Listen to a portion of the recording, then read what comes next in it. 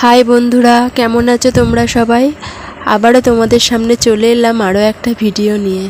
কিছু পুরানো চুড়ি আমার কাছে ছিল, এই চুড়িগুলো দিয়ে ভাবলাম কিছু একটা বানাই।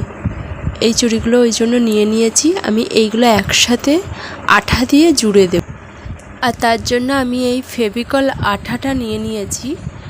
এইটা একটার উপর লাগিয়ে আরও একটা বসিয়ে এইভাবে আমি সবগুলো চুড়ি জুড়ে নেব।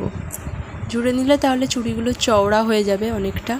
এই চওড়া চুড়ির ডিজাইনটাই আমি বানাবো, কারণ চওড়া চুড়ি পরতেও ভীষণ ভালো লাগে। একটা পরলেই আর অন্য কিছু পরতে লাগে না। এই চওড়া চুড়িটা আমি গোলাপি কালার কাপড় দিয়ে বা রানী কালার কাপড় দিয়ে, যে কোনো কাপড় দিয়েই তোমরা বানাতে পারো। আমি এই কালারটা দেব কারণ এই কালারের শাড়ি আমার আছে, শাড়ির সাথে পরবো বলে। ওই কারণে আমি এই গোলাপি কালারের চুড়িটা বানাবো। আমি এর উপর কিছু ডিজাইন দেব। এটা প্রথমে আমি পাকিয়ে নিয়েছি চুড়িগুলোর উপর। পাকিয়ে আমার এটা তৈরি করা হয়ে গেছে। এরপর আমার কিছু এই ব্ল্যাক পলিশ পুঁতিগুলো আমার লাগবে। এইগুলো দিয়েই আমি ডিজাইন করব। এগুলো ঢোল টাইপের দেখতে, লম্বা লম্বা। আর এই কাঁচগুলো বসিয়ে নেব। এই কাঁচগুলো বসালে কিন্তু চুড়ি ভীষণ সুন্দর দেখতে লাগে। আমি এই কাঁচগুলো এই ফেভিকল আঠা দিয়েই বসিয়ে নেব। এগুলো আমি অফ ক্যামেরায় বসিয়ে নিচ্ছি, কারণ এগুলো শুকাতেও 10-15 মিনিট টাইম লাগবে। আমার কাঁচগুলো বসানোও হয়ে গেছে। এইভাবে আমি খানিকটা ছাড়া ছাড়া কাঁচগুলো বসিয়ে নিয়েছি। তারপর আমি এই কাঁচগুলো চারিপাশ দিয়ে এই পুঁতিগুলো সেলাই করে আমি ডিজাইনটা করব।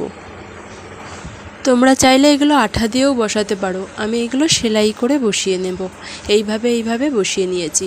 একটা কাঁচকে রাউন্ড করে আমি 5টা করে এই ঢোলপুঁতি বসাচ্ছি, তাহলে দেখতে আরও সুন্দর লাগবে। এই রকম ব্ল্যাক পলিশ জুয়েলারি এখন খুব ট্রেন্ডে চলছে, পরলেও ভীষণ ভালো লাগে।